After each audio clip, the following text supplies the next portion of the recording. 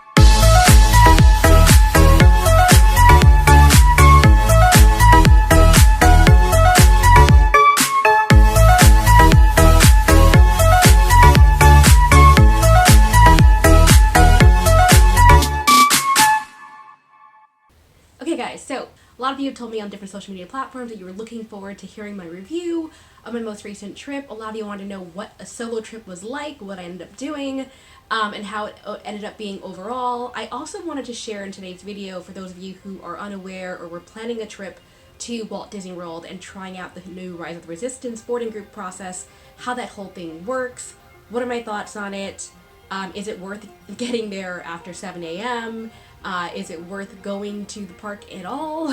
And how crowded does Toy Story Land get in general with all the mayhem and the thousands of people ushering in at the very top of the morning? So I'm going to talk about all of that in today's video. I'm also going to talk about just overall what my plans were on day 1 and day 2. I was there for just 2 days. For those of you who missed that announcement, I went on a Thursday evening, got in around midnight. My day started bright and early the next morning, and I had 2 days before I had to fly out on Sunday, the following day, which was just very early in the morning at 7 o'clock in the morning. So I did not have that much time in Orlando, but it was enough time to cross off most of the things on my to-do list.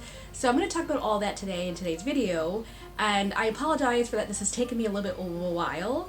I'm actually wearing a Muggle shirt. This has nothing to do with Disney. Don't adjust your screen. This is definitely a Harry Potter-esque shirt. I was just too lazy to change. This is what I was wearing today already, but I did put on my favorite pair of ears, or one of them anyway. This is one of my original pair of ears. It's from an S-Eat shop, and I love these ears. But basically, I had planned on filming this when I first got back from my trip. It is now Thursday, a week after my trip began. Oh my goodness! That I am filming this, and the reason I waited so long to get this done is because I came back from my trip, and the very first thing that I encountered when I came back from my trip, I caught the flu. I caught the freaking flu, and my first time in my life, I had the flu. I did not get the flu shot the past couple of years. I have been, knock on wood, just hoping that it didn't catch me, but I think going to the East Coast and back lowered my defense system. I wasn't getting that much sleep, and probably somebody sneezed on me at the airport or something, and here I am. Here I am. This is the first day that I am not having a fever, not feeling kind of lightheaded and woozy, which is what I was dealing with all week long. So I apologize that this video was taking me a while to get filmed, but I'm gonna do it. So I did write down some notes just so I wouldn't forget to talk about some things, but I guess I will start with what I did on my trip, and if you're interested in just the Hollywood Studios portion, I will put on the screen when that will occur, so you guys can just skip ahead to that portion, but I'm just going to talk about the order of my trip and then get into that. So I had 2 days, so I mentioned I got in at midnight. Tip to you guys, if you're ever flying to MCO past midnight, I suggest that you don't even bother with the Uber or Lyft situation, because at that point of time, taxi or Uber or Lyft are all super expensive because there's less demand for them, it takes them longer to get to the airport, and they rack up the prices. So the price for the one-way fare from the airport to my hotel, which wasn't even that far away, it was like a 25-minute drive, the fare was $65. I paid $65 for a one-way Uber fare. Didn't even spend that much money in LA where the traffic can be horrendous. So I was just like, oh my gosh, I should cancel this and I should really just go downstairs and go to the other area and rent a car last minute. But I was just so afraid to do that and then there not be a car available, and when I already had the Uber on its way, that I just decided just to stick with the plan. But had I known, I actually would have just canceled it, paid the $6 cancellation fee, gone back down to the rental car and just rented a car for the day and returned it the next morning. I don't know, because my hotel offered free parking. At any rate, so I paid $65 for a lovely Uber, and then I got to my hotel, got my bag all situated for the next day, and when it was packed, I then was like, phew, I'm gonna go to sleep, right? No. It was 10:30 my time in the West Coast, even though it was 1:30 in the morning on the East Coast. My body was not yet ready to physically fall asleep. So I had to force myself. I laid with the sheets on me in the dark like this, going, trying to will myself to sleep. It was not working. So I could not go to bed until probably 2:30, 3 o'clock in the morning, East Coast time. And you guys heard I wanted to be there by 7 o'clock. So I got up at 6 a.m., 3 hours and change later from my actually falling asleep. And I was like, oh, okay, let's do this. And I already had my bag ready for the most part. But then I decided, I'm going to straighten my hair. My hair's a little frizzy. I'm going to straighten my hair. So I was in the bathroom with my straightening iron going, yee, yee, for 10 more minutes. And I was like, why am I doing this right now? So when I left my hotel, it was 6:30. I meant to leave earlier than that, but it was 6:30 when I left my hotel. Actually, that was when I had meant to leave my hotel. It was 6:30 when I called for my Uber, and my Uber was late. I had actually paid an upgraded fee of $5 for the bigger Uber that said it was only 4 minutes away. They ended up being 10 minutes away. Yeah, and long story short, by that point, we lost more time, and when I got to the line to get into the entrance of Hollywood Studios, there was a huge line of cars all trying to get in to do drop-offs. So this is where I'm talking about boarding groups now. My suggestion number 2 is if you are going to plan to go to Hollywood Studios for a 7 a.m. morning opening, which they are currently doing until February something, mid-7th or something, definitely plan to get there no later than a half an hour before the opening. And I say that because you have to factor in the Uber cars. Then after you get past all the Uber cars that are doing the drop-off, you then have to walk all the way into the park, and then you have to factor in bag check. And then you have to wait 10 more minutes in that bag check line. The bag check can take long. Once you get past bag check, it actually isn't that bad. I timed it. When I got past the bag check, I think I was in the park in less than 3 minutes beyond that. So basically, you just have to factor in, there's the walk, there's the bag check, there's the second line to scan your ticket, and then there's the process of getting inside the actual park. And it was 7 o'clock on the dot when I was reaching the front of that line, but I wasn't inside the park yet, and I tried going on my app at that moment, and it said you are not in the park. So, tip number 3, it actually does check to see if you are inside the park. You cannot fake that. They check to make sure that your ticket has not been scanned yet. My ticket had not been scanned yet, so I could not get it at 7 a.m. At 7:01, I got the notification on my phone saying, guess what? Backup boarding groups have now begun because all the regular boarding groups have been given away. So, at 7:01 a.m., after a 7 a.m. start to the morning, all of the original 98 boarding groups had already been given away. I then proceeded to go into the system, and I was given 116. I literally was like, it's not happening. I'm not getting on this ride today. And I was writing it off, and I was like, that's fine. But then my next plan was, don't get coffee, don't get breakfast, make a beeline to Toy Story Land as soon as possible, because you know that it's going to be huge lines the rest of the day. So that was my problem with this whole rush of people getting there at 5 o'clock in the morning, 6 o'clock in the morning, whatever time in the morning to get there for a boarding group. If you are planning on getting a boarding group at Rise of Resistance, and in Hollywood studios. You definitely want to make sure that you were there at least a half an hour before park opening. And I mean your Uber or your ride or whatever you're taking that early in the morning to make sure that you're not relying on Disney transportation that may or may not be consistent at that point. You need to make sure that you are physically at the park by 6:30. You don't have to get there earlier than that. Anyone who gets there earlier than that, that's up to you. The only advantage to that is that you'll be earlier in the line to get in when they actually start letting people into the park, which means that you can be further into the park toward the entrance of the actual lands or rides that you actually want to ride first. That is the only advantage to getting there earlier. Otherwise, everyone who gets in at 7 a.m. or who's in by 7 a.m. or by the official standard opening time of that day has the exact same chance of getting a boarding group as someone that was there 3 hours in advance or as someone who just got in right at that moment. You just have to make sure that you are physically within the park and your ticket's been scanned before the opening time. So that's the secret right there. A lot of people think they need to get there really early. The only advantage to that, once again, is that you just get to move further in because obviously there'll be tons of people right in front of you. When I got in, a lot of the crowds were already dispersing because they already had gotten their boarding groups and they knew what time they were having. They were taking pictures, taking selfies, whatever. I was like, darn it, my luck. I got a really bad boarding group, but I have to get to Toy Story Land. So I walked to Toy Story Land because that was my plan. I hadn't seen too many people or vloggers talk about how crazy the mayhem was in that park. I saw a lot of people actually get their boarding group and then walked right into Galaxy's Edge, and my plan was not to go to Galaxy's Edge immediately. I wanted to see how bad Toy Story Land was. So, how bad Toy Story Land was that at 7:09, when I walked into Toy Story Land, the line was already over an hour and 20 minutes. 9 minutes after park opening, the line to Slinky Dog was already an hour and 20 minutes. The line to Toy Story Mania was already 75 minutes. So within 8 or 9 minutes of opening, those main attractions in Toy Story Land were already just long waits. And I did not want to go and risk going to Tower of Terror or to Rock and Roller Coaster because those are even closer to the park entrance, and I knew that I wanted to just go on that later. The one benefit of Rock and Roller Coasters, they have a single rider line, which usually works to your advantage. I'll talk about that in a little bit.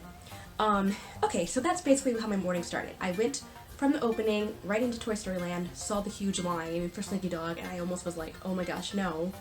Then, I don't know what possessed me, but I went toward the front, saw a family, and I literally just said to them, hey, do you mind adopting me for a little bit? And they let me cut the line with them and hang out with them in line.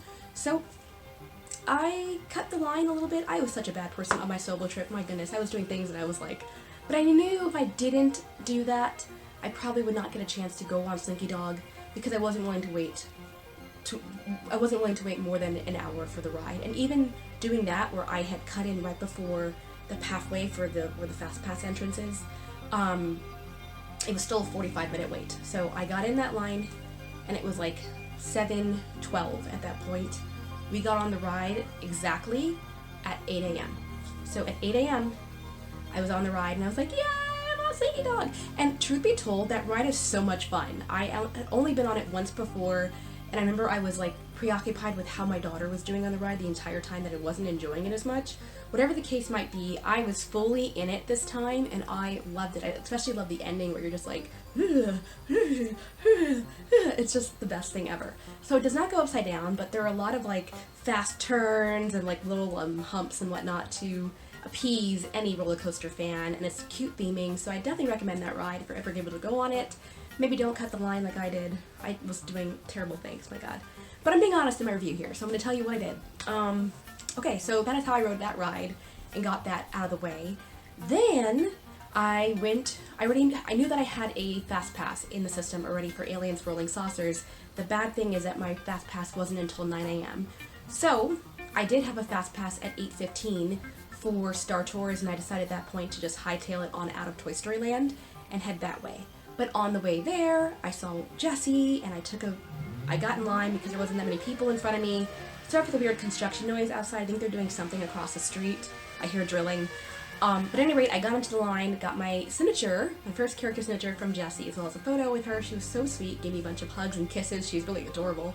And then I was like, do I want to wait in the Buzz Lightyear line? Because it wasn't too bad, but it was a little bit long in the Jessie line. And I decided I don't need to meet Buzz Lightyear right at this moment. I can pass on that, so I chose not to. When I came back into Toy Story Land about an hour and a half later, the Buzz Lightyear line was wrapped all the way around. So, if you want to meet the characters at Toy Story Land, I definitely suggest that you do them earlier in the morning or wait until later in the afternoon, because by mid-morning, the line definitely grows. Then I left Toy Story Land and I went to Star Tours, and Star Tours was great. I had my Fast Pass, so I got right on. I got on even faster actually, because they were like, we need a single rider, and I was like, oh, that's me, hi, how you doing? So I got to skip a bunch of people and got right on the ride. I was in that line for maybe like 2 minutes, not even. And that ride was fun. I actually went on a different adventure. If you're not familiar with Star Tours, the ride has been redesigned in recent years so that every time you go on it's a different random experience. I unfortunately have gotten the same random experience like 5 million times, but this time was actually a new adventure for me. We went underwater. So we were like under the sea, and there was like an octopus creature that came out, and it was cool. I had never seen that actual imagery before on that ride, so it was cool. And then what was nice is that on that ride, they always pick a rebel spy from someone within your actual ride. They always say, we're looking for the rebel spy, and then they hone in on one person in your ride, and they show their picture on screen, and just take a random picture, and then they're like, oh, they're on your ship, we're coming after you. On my ride, the rebel spy they chose was like a 4-year-old girl, so everyone started laughing because it was like a baby. He was like, the rebel spy was a little girl, and everyone's like, ah, ha, ha. Anyway, so it's just fun touches like that that make Disney cute. So then after Star Tours, I decided, okay, now I can go into my Fast Pass for Aliens Swirling Saucers. So that's when I decided to go back that way. So I did. I went into Aliens Swirling Saucers, and that was such a fun ride. I vlogged it. Definitely had fun. I will show you guys my vlog very soon, but I'm just telling you about my experience in the meantime. But I had so much fun with that ride. That's also an exclusive to Walt Disney World, and I was definitely making sure that I prioritized the attractions in Florida that I can't get in Disneyland, and that's why Toy Story Mania wasn't a top choice for me, because I can do that in California, and I was only going to be in Florida for a limited time, so I wanted to do the things that I would not get a chance to do otherwise. Slinky Dog, Aliens Swirling Saucers were tops amongst those choices, and then obviously Rock and Roller Coaster and Tower of Terror would factor in later. So I loved Alien Swirling Saucers, and I had so much fun. And then after that ride, I decided to walk through Galaxy's Edge for the first time. And so at the time, Smuggler's Run was not yet doing Fast Passes. I think they had just introduced Fast Passes for the first time that day. The day that I was there was January 24th, by the way, for anyone that is interested. But that day was the first day that they introduced it in Hollywood Studios. They were rolling it out, and because they were rolling it out that day, they decided to close the single rider line, which sucked for me because I was looking forward to going to the single rider line. Since I didn't have a baby or anything with me, I was like, I can just go right on the ride and not have to wait that long. No, I couldn't. There wasn't any single rider line, and I wasn't going to wait an hour, so I was like, not riding it today, that's fine. So I actually ended up just walking through Galaxy's Edge for the first time in Florida, since I had seen it only in California, and it looked pretty much the same as the design in California. They look very, very similar, but it was cool to see the layout a little bit different because it's oriented like kind of reverse from how it's oriented in California, if that makes sense. But at any rate, I did get a Coke from I did get a Coke bottle because I really wanted to get one of these from Florida. So yay to having my explosive Coke. The explosive top is currently off, it's in the bag somewhere. But I got that, and I walked around a little bit and looked at the shops, and then I was like, alright, I had a good time. And at that point, I had pretty much exhausted Galaxy's Edge, so then I decided to go toward Rock and Roller Coaster. I had a choice between Rock and Roller Coaster and Tower of Terror, and I decided to do Rock and Roller Coaster because they had a single rider line, and I figured I would get on that quicker. The wait for Rock and Roller Coaster was 65 minutes. The wait for the single rider line was 60 minutes. I could have just waited in the regular line and been, I don't know, a little bit faster on that ride. I kind of regret going into the single rider line because the secret's out and families were all in the single rider line, but they're all just going to ride by themselves, and because so many people were in the single rider line, it didn't go as fast as it normally would. And I think it's because there was such an influx of people that were already in the parks from the opening of Star Wars, of Rise of the Resistance, so they were all going to that line or different rides, and so the park crowds were at a high peak by 9 a.m. It was just ridiculous. So that's my main complaint about the whole like rushing to get to the park really early. Is it worth it to get there early? Unfortunately, yes. If you do want to go and get any kind of chance of getting a boarding group, you unfortunately do have to be there by 7 a.m. because by 7:45 a.m. all the boarding groups were distributed for the day. And that's pretty late. A lot of times they distribute within a couple of minutes of opening, but by 7:45 they were done, and I believe they went up to 140 something that day. I don't remember what the top choice was, but I was backup group 116, didn't think I was gonna get on, but I did happen to talk to a cast member because by 9:30 they already were boarding pretty quickly. I think they were on boarding group 60. And the cast member I talked to was like, we're moving pretty fast today, we should get to your boarding group probably by 3 o'clock. It was 3:26 when they called us, so there you go. They actually were pretty on the mark on their timing. They were really on it that day, and even though it did break down a little bit, and after 60 it was like stuck there for a while, they got it back going again, and by 3:26 they called my boarding group. And when they call your boarding group, you have 2 hours to go back into the park. If you're there already, you have 2 hours to go back into the ride attraction to get into the queue. And it just basically means you can get into the queue. It does not mean you have a fast pass. It just means you can get into the line for that ride. You cannot do so before your boarding group is called. And then the entire experience of getting in the queue to when I got onto the ride, or to the part where I was about to get on the ride, was an hour. I'll get to that in a second. Okay, apologies if the camera just moved. My phone just rang and I had to stop for that and stop filming. Okay, so basically it was just a very long process to get through all the rides at Hollywood Studios. There's not that many rides in the park to begin with, and because of all the crowds coming in for the 7 o'clock opening, pretty much every attraction had a long wait. So it was an hour wait already for Rock and Roller Coaster by 9:30.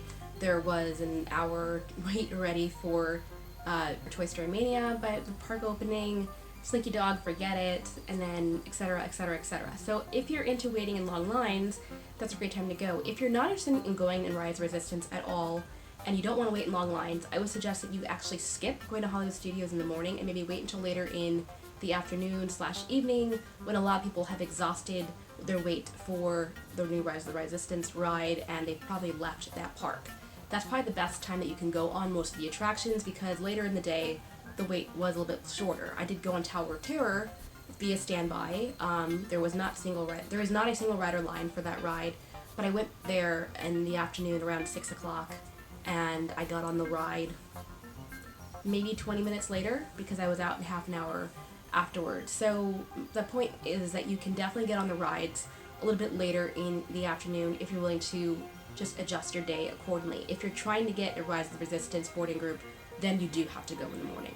I hope that makes sense. After I went on the Rock and Roller Coaster ride and waited on the really long time for the single rider line, I had a lot of fun, but the problem with waiting the single rider line is that you don't get a choice of what row you want. So if you're the person that wants to pick to be in the front row, you have to be in the regular queue and or have a fast pass, because they won't give you that choice in single rider. They will definitely just tell you, go to row number 8, go to row number 6, wherever they need you. I've gotten lucky in single rider once before where I was sent to the front row, but that's like a fluke. Usually it's just wherever they can fit you, and if the person next to you doesn't have a companion, usually it's like groups of 3, then they have like 2 in one row and then 1 in the other row. You're gonna go in the second row with them. So that's how it works. Again, it was a fluke that I got to go on row 1 that one time. I don't even know how that happened. Okay, so that's basically everything I did in Hollywood Studios, and then at that point I realized I was pretty much done with the park and I made plans to go to Epcot. I did something I thought I wasn't going to do. I took the Skyliner! I was trying to figure out the quickest way to get to Epcot, and I knew that there was a bus option and or a boat option, and I was like, oh, I can take the Skyliner. I haven't done that. That's new since the last time I've been here. Let's try it out. So even though I was that person that was like, I will probably never ride the Skyliner, I don't like heights, I decided to do it. And I was terrified. I got on the ride and I was just like, this is kind of scary, because when you first get on the ride from Hollywood Studios to Epcot, it goes over this little like transition thing. I don't know, it's hard to describe, but there's like wheels on the top, and when you go over that, you experience a bump. So as a result, I'm in the Skyliner and I went like that, and I was like, I don't like that feeling. So I did that a couple times, and it felt hot actually because the hot air was filtering through. There is ventilation for the air to filter through, but if there's no air at that moment, then you're not going to actually feel any air. So at that moment I just felt hot and uncomfortable. But I was at least facing the right direction. I had ridden on a cable car system in China once before, and I was backwards. And I remember being terrified because I didn't like the experience of going backwards on a cable car. So from that I learned from the Skyliner I was sitting forward. There was an option to sit backwards, and I was like, no, I will sit forward. And actually on the ride, on the way to getting onto the Skyliner, I met a girl who was also traveling solo that day, and her name was Kayla, actually, and we were just chit-chatting. We were little buddies for a little bit and hung out until we got into Epcot together, and I got a snack, and we were chit-chatting in Japan. And then at that point, I actually met up with the owner from Gifts from Mickey. We had been coordinating on Instagram before that, and I told her, hey, I'm going to be in the parks, are you around? Because she goes in frequently to do shopping trips and whatnot, and she was like, yeah, I'll go meet you up with you. So she actually met up with me right at that point, and we hung out for the rest of the day. She's so sweet. I love Jennifer. So that was cool to be able to hang out with people at my leisure. And since I was kidless, she actually didn't come with her kids this time. The last time I had met her, I actually had met her entire family, her husband and her 2 children. But this time it was just her. I guess her husband had dropped her off, and she met up with me, and she made herself available for the day. So that was really nice. And we went around and did a little shopping. Definitely got some more eats. I was knocking down my list of things for the Festival of the Arts, and she showed me around some of the photo booths. And what's great is that she actually also is an annual pass holder, so she was willing to give me her annual pass holder discount when she could. And then with the photos, she just had them scan it onto her ID pass and then sent me the photos that way so that I wouldn't have to pay for the photos. So thanks, Jennifer, you're the sweetest. Because I did not have a memory maker pass, which is what you buy to get unlimited photo access for all the photos that you're taking during your trip, and that's $165 if you purchase that in advance, or it's $199 if you don't purchase in advance. So $200 for photos is kind of a lot. I mean, you can buy the photos individually, but each photo is like $15 just to download the file, if that makes sense. Okay, so that's basically what happened. So I went to Epcot, we ate, had a great time doing a lot of the festival stuff, and then I went back to Hollywood Studios around 5 o'clock, around 4:30, because I was trying to get on my boarding group for Rise of the Resistance. That's when they had called me. We were trying to get there before my boarding group ended, which was around 5:30. And I get in line. It is really cool. I'm in the line. I get through the pre-boarding group experience. I'm seeing what happens. I don't want to give away what happens, but it's very immersive. It kind of felt like you were part of this whole experience thing, and it was kind of like Universal. It reminded me a little bit of Twister, that ride, if you guys remember what I'm talking about, where you walk into a room, there's a lot of things happening all around you, but you're just standing still. That kind of happened a little bit, I'll say. I don't want to give away what happened, but that was part of the pre-boarding group experience, so that wasn't the actual ride. Then we're ushered into this next room where things are about to happen. We're about to get on the ride. And then I wait in this long line that's not moving. And we're all just like twiddling our thumbs for 10 minutes. And then a stormtrooper comes over and tells us that, hey, the ride is broken down. We're all going to give you fast passes to come back later on today. And I was livid. This is like back and forth this morning to go on this ride. I waited an hour. I didn't even get to go on the ride. They give us a fast pass to come back that day, but I was just like, I have plans already to go to the fireworks show at Magic Kingdom, and then I also wanted to go to the fireworks show at Epcot right after that. So I didn't have time to keep on waiting throughout my day, spending more of my day at Hollywood Studios when I only had one day in the parks to do everything I wanted. So I went to Tower of Terror at that point, got that out of my system, rode that ride, love it, so much fun. It's nothing like that ride ever in Florida. I'm so glad they still have that. And then at that point it was like 6:30. I walked toward the front of the park. It was 6:45 at that point. And I went to guest relations and complained. I basically said, hey, I've been here since 7 o'clock in the morning. I know I have no guarantee with my boarding group not being a guaranteed boarding group number, but I've been here since 7 o'clock in the morning, got up early for this pre-boarding experience, was online, it broke down for the millionth time today, and I have already made plans in another park. And so basically the person took pity on me. And for those of you who are wondering, do they still give tickets to come back? Yes, they do. I guess in special situations, because they had me fill out a form, which basically just had my name, my address, and my phone number. And from that, they generated a ticket that allowed me to go back to one park the next day, and also gave me a guaranteed fast pass to go on Rise of the Resistance the next day, which meant I could just skip the line and go right to the fast pass section and get on at any point in the day. I thought that was great. So that was day one of my trip. Okay, so I'm going to talk about day two. So day two, I had some plans already set in motion that pretty much involved going shopping. I knew that I wanted to go to Disney Springs and check out that area. I knew that I wanted to go to the Disney outlet, one or the other, and I knew that I also wanted to potentially meet up with some friends. I had been trying to coordinate with a couple of Disney YouTubers. It seemed like one of them was going to be in the outlet the morning of, but that timetable was a little tight for me because I also had a spa appointment that day as well. So before I left for my trip in Christmas time, my husband gave me that is really loud, oh my goodness. Before I left for my trip in Christmas time, my husband had given me a present, and the present basically said, you need some pampering and some relaxation time, so for that I give you the gift of a Swedish massage at the Senses Spa at Saratoga Springs, which was really cool because I would have never thought to have gotten a spa treatment. I don't normally do that. It's something my husband and I did. We did a couples massage on a cruise once before. We really liked it. And he knew that I just wanted to relax, and he just figured what better way to do that than to have someone give me a massage and just like totally relax in a spa environment. And then you get to use the amenities, which means their whirlpool, their steam room, their swimming pool, whatever the case may be. So I had never been to Saratoga Springs before, but basically he chose that resort over the Grand Floridian or one of the other resorts that has a spa in Disney World property because he figured it was the closest one to Disney Springs. It's right next door, and he knew that was going to be part of my experience, was going to go shopping. So it was actually pretty thoughtful. I was really happy with that gift, and so my spa appointment was at noon. I got a rental car that morning in order to just maximize my trip, because to go to all the different shopping points and then go to the airport the next day via Ubers was going to add up, whereas I rented a car via budget for $30. I was like, $35 with tax for an entire day, and then the trip to the airport, that alone was just like a great steal. Like $30 is what the fare would usually be on a normal day. So I was like, yes, I will take it. So I rented a car, I Ubered to my car, got my car, and at that point it was 10:15. The YouTuber I was going to meet up with was going to be at the outlet from 10 to 10:30. It was a narrow window, so I knew that wasn't going to work, but there was another YouTuber that I wanted to meet up with, and they were going to be in Epcot that day. And I had thought about it the night before. Did I want to go back to Hollywood Studios, since I already had spent so much time there and did pretty much all the rides there that I wanted to do, except for the Little Mermaid show?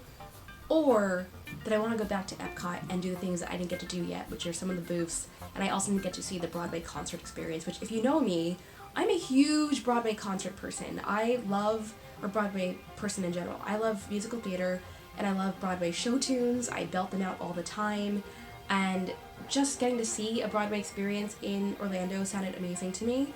And that's actually one of the reasons why I got so excited about the Festival of the Arts last year when I first heard about the Broadway element. I was like, I definitely want to do that. And so thinking about it in my head, I was like, I got a base ticket, but I can use it at any park. It doesn't have to be Hollywood Studios. So I was debating in my mind which one I wanted to do, and at the end I decided I'm going to go to my spa treatment, then I'm going to go to Disney Springs, and then I'm going to go to Epcot, and that's going to be my day. So that's what I ended up doing. I did go to, when I picked up my car, I just went right to Saratoga Springs. I attempted to get my spa treatment done earlier, because when my husband booked it, they had plenty of openings, but I guess not closer to. They actually were fully booked. So I used the amenities first, which was so relaxing. Then I got my spa treatment, and then after the spa treatment, they give you a complimentary glass of champagne or a glass of wine, and they have like access to a couple of snacks in the room. Basically what they had at Saratoga Springs in their like relaxation lounge, they had granola bars, they had a bunch of pretzels, they had white chocolate covered pretzels, and then they had like a little nut mix. The nut mix had peanuts in it, however, so I steered clear of that because I am allergic. And that's basically what they had besides tea, and I think they had coffee as well. But that's basically what they had inside the relaxation lounge, and then they had a couple of chaises. My only issue with this relaxation lounge is that they had so many appointments and only 4 chaises, and from the moment I got there, when I first got there, it was empty. But then I guess all the appointments started like trickling in, because every time I went to the relaxation lounge after that, I went there 3 times, it was packed with people. Each time I went in there was more people that were flooding around, sitting around in chairs or on the chaises. So there weren't enough chaises to go around to actually relax, and having that many people waiting in the waiting room kind of defeats the purpose to me a little bit. So I did enjoy the experience in the actual room, but I wish Disney would have a little bit more space accommodations for people to relax on. And maybe the other spas are different. I haven't been to Grand Floridian, so I don't know if that's different or if the Beach Club one is different, but at Saratoga Springs, that was my one takeaway, is that I feel like they should have had more chases spread out, and or spread out the appointments more so that you aren't so much on top of other people, if that makes sense. But anyway, so I went on the spa treatment, had a great time. I definitely will try to do a spa treatment toward the end of my day though, because I kind of then did a lot of walking the rest of the day, but kind of negated my massage, but truth be told, whatever. You live, you learn. But after my spa treatment, I then met up with my friend who actually lives in Florida. She had driven up 2 hours away from where she lives in Jupiter, Florida, to come meet me, and we had lunch at Disney Springs, and that was great. We actually ate at Morimoto's Street Eats. I had never been there before. It was good, it was light, it was perfect, we caught up, and it was a really nice little like introduction to Disney Springs. I then went to Ganachery, got my chocolates from the Ganachery because I've talked about this on this channel before, but I love those chocolates, they're so good.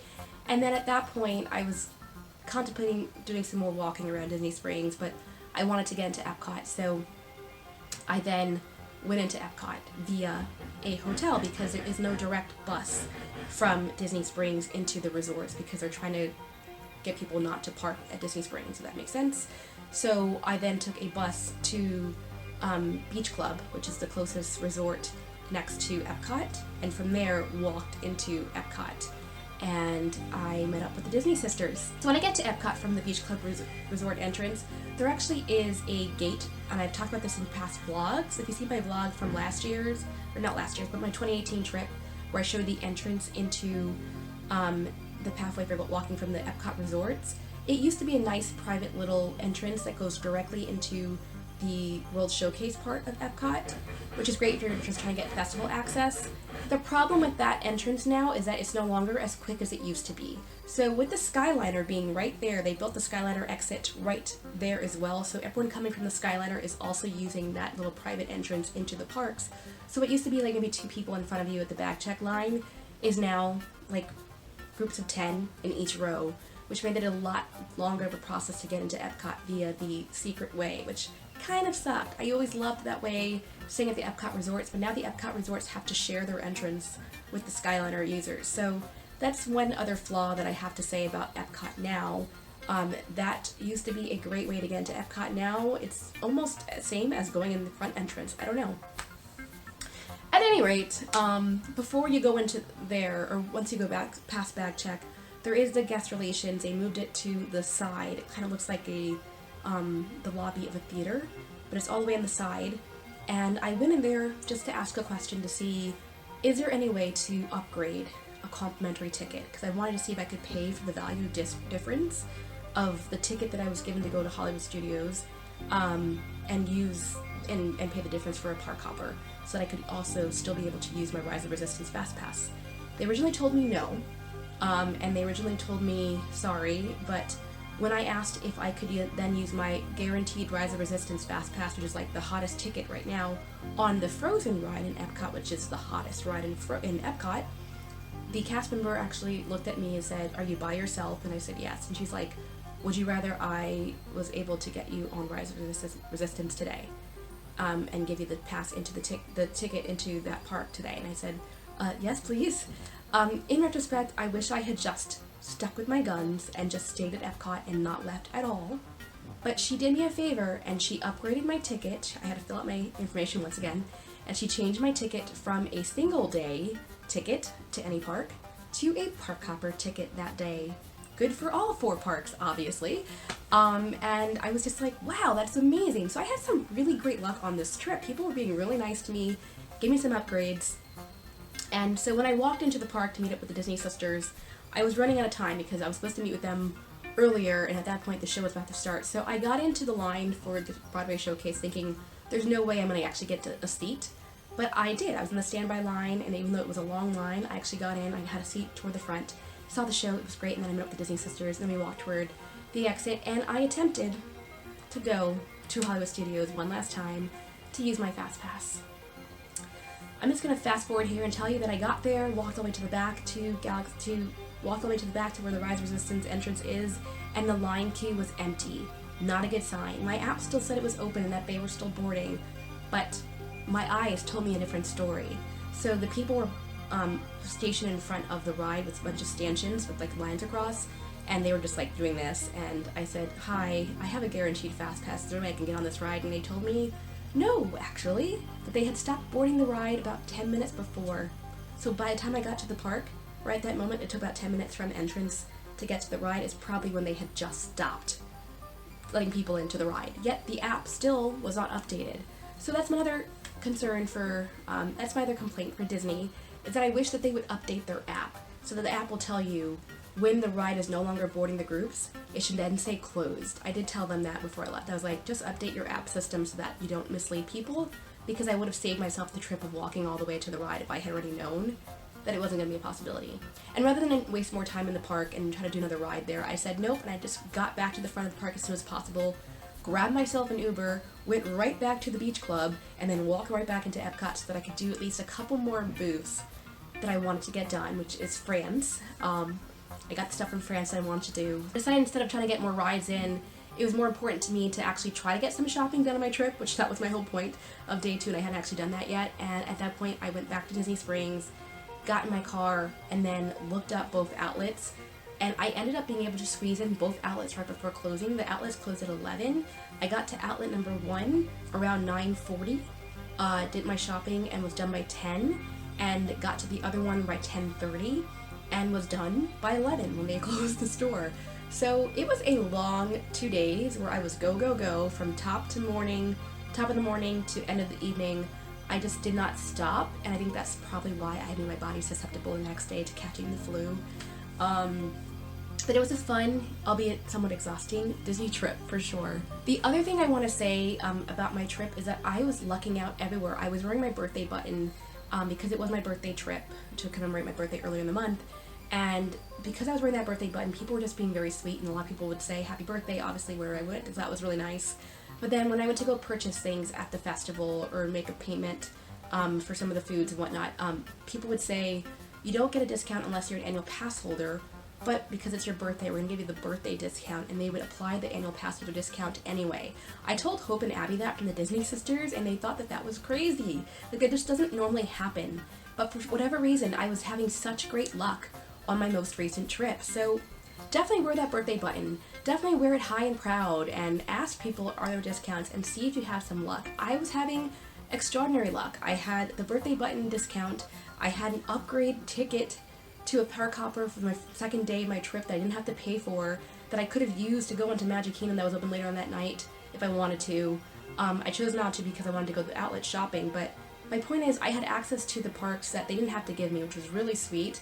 I lucked out into getting a guaranteed fast pass and ticket into going to see Rise of the Resistance if I really wanted to, and return ticket to that park the next day. They didn't have to do that either. So I had a lot of luck on my trip, which is why Walt Disney World continues to be the most magical place on earth. I always have such great experiences there, and even though I was traveling solo, people took that into account, and they were just trying to make my experience as great as it possibly could. I was able to meet up with some friends. I was able to get a lot of the things done on my list, and I was able to just feel great. This is the first time I've come back from Disney World in a while that I don't have the Disney blues, because I just feel like it was such a fulfilling trip, and I really enjoyed my time there. So I hope that helps you guys get a sense of like what my solo trip was. Does everyone go as hard on their solo trips as me? Probably not.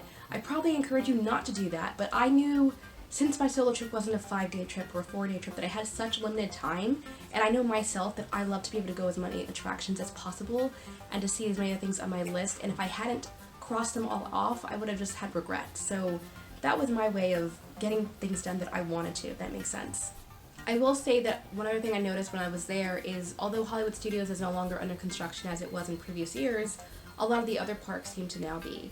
Magic Kingdom had walls up in a lot of areas, and Epcot definitely had walls everywhere. In fact, 2 days before I got there, I heard that they had just closed off the entrance, the side entrance that you can go into, slipping into like where the China area is from Future World, that connects from that area over to the World Showcase. You had to go around the opposite direction, which made it so much longer and also made it a bottleneck of people toward the end of the night when everyone was going the exact same way.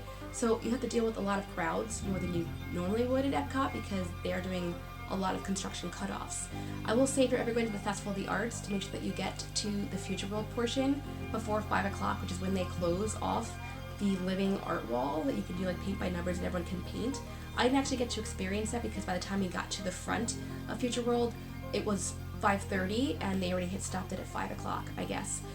They start to bring it down closer to sundown and whatnot. So definitely make sure that you make Future World a priority earlier on in your day if you have multiple days to spare at Epcot, because a lot of what they're doing during the Festival of the Arts is actually really cool and has to do with like, you know, like living statues and different acrobatic performers and whatnot, and that's all in the Future World portion. And I didn't get to see that because I had such limited time that I was focusing more on the food aspect, because I'm a foodie. But that would have been a cooler thing for me to do in future years. If I ever get to go back to the festival, I will definitely make that more of a point to do. And I would say definitely, if you're choosing what days to go, definitely go on a weekday versus a weekend. When I went on a Friday, the crowds were at a minimum on each of the parks. Obviously, besides Hollywood Studios, mega crowds in the morning. But when I went to Epcot and to Magic Kingdom, the crowds weren't that bad. On Saturday, however, when I went into Epcot and into Hollywood Studios, the crowds were actually a lot higher, and you could tell the difference. So definitely a lot more people go, especially to the festivals, on the weekends, and I knew that already going into it. But for anyone that's watching this and is curious what days to pick, try to plan your trip around a weekday if you have the opportunity to, because there'll be less crowds, which means less lines, which means more enjoyment for you. My other tip for you, my last tip, is if you're going on a solo trip. Disney has a thing in Disney World where you're only given 3 fast passes in one park per day, and then after that you can get 1 fast pass at a time. If that is a concern for you, just go to guest services, guest relations right when you get into the park. At guest relations, I've had this experience every time. If I tell them that I have a limited time in the park that day, they actually will help you, and they will usually put in a multiple experiences fast pass into your account, which means that you can use it on any of the top rides. You don't have to actually get a fast pass for the ride. You can just use that multiple experiences fast pass as your actual fast pass to get onto that ride. So that's a nice benefit. I've done that for every trip since 2016. They always give us multiple experience fast passes. I've just learned that, and they actually did give me a multiple experience fast pass when I inquired about my fast pass experience with Rise of the Resistance. I ended up not using it because I just was rided out at that point. I wanted to focus on the festival. But I had a multiple experience fast pass in my system at one point that I could have used. And I know it's kind of dumb that I didn't use it, but I was also just changing my priorities as the trip progressed. And definitely be flexible. I definitely had things on my list and my notes that I thought I was going to do, and then as I got to those areas, I was like, don't need to. And I just adjusted on the fly. I mean, you're not going to get to everything. You just have to be open to knowing that you're not going to get to everything on your list. Just be open to being flexible and going with the flow, and prioritize what is the most important thing to you to do, especially when you have limited time.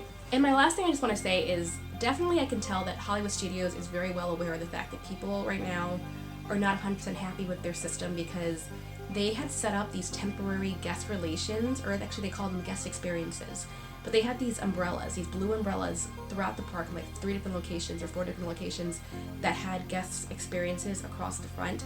And basically it was a little kiosk that you could go to. There were 2 people that would man it, and you could go up there and ask them any questions about your experience. A lot of people I saw were complaining about Rise of the Resistance, or one way or the other. So I think that they're definitely aware of the fact that people are just unhappy with this whole boarding group experience. It's been confusing, and Disney, as a result, has set up these guest experiences kiosks throughout the park to help minimize the rush of people that definitely went to the guest relations area in the front of the park at the very beginning of the day. Because as I walked in, there were so many people in that queue, and even in the evening when I went back, there was still maybe like 6 people or so in that queue. So they're getting a lot of traffic there throughout the day. So keep that in mind. I hope this was helpful to you guys if you're planning your trip. I definitely recommend going to the 3 parks that I went to. Animal Kingdom I love too. There wasn't anything new this trip for me to go there.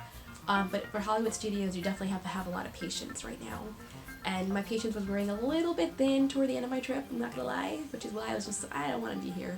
I decided that, and I just decided to go back to Epcot, my happy place. But hope this was helpful to you guys if you're planning a future trip. Leave a comment below if you are planning a future trip to Walt Disney World, if you're going anytime soon, if you're planning on trying the boarding group experience, if you're planning on trying the Festival of the Arts experience. I will definitely talk about that more in a future video, but I'm going to do a comparison video where I talk about Festival of the Arts versus the festival that's going on in California, because there's two festivals going on simultaneously, and what better way to talk about one than talk about both of them at the same time. That's what I plan on doing on this channel, so I hope you guys enjoyed that in the future, and I'll talk to you soon in the next video. Okay, bye!